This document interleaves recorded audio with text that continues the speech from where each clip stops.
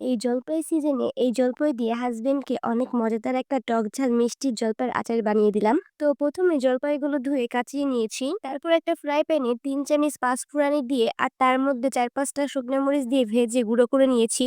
এখন অন্য একটা কড়াইতে 1 চামচ পাঁচফোড়নি আর 3-4টা শুকনো মরিচ দিয়ে হালকা করে ভেজে তার মধ্যে রসুন কুচি দিয়ে দিব।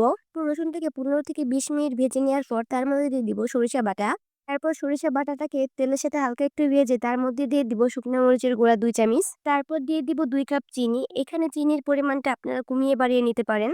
এখন এটাকে নেড়েচেড়ে তার মধ্যে অল্প একটু লবণ দিয়ে আবার একটু নেড়েচেড়ে তার মধ্যে 1 কাপ পরিমাণে পানি দিয়ে দিব। আর পানি দেওয়ার পর কিন্তু অনবরত নাড়তে হবে। তারপর দিয়ে দিব আগে থেকে কাচিয়ে রাখা জলপাইটা। আর জলপাই দেওয়ার পর এটা তেলের সাথে ভালো মতন মিশিয়ে নিতে হবে নেড়েচেড়ে। তারপর এটার মধ্যে দিয়ে দিব আগে থেকে গুঁড়ো করে রাখা পাঁচফোড়নিটা।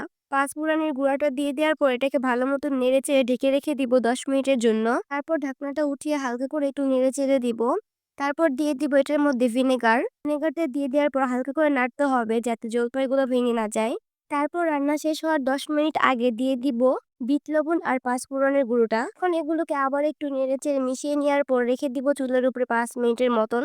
তারপর এটাকে নামিয়ে নিব। তো এই তো রেডি আমার জলপাইয়ের আচার। কেমন হয়েছে কমেন্টে জানাবেন।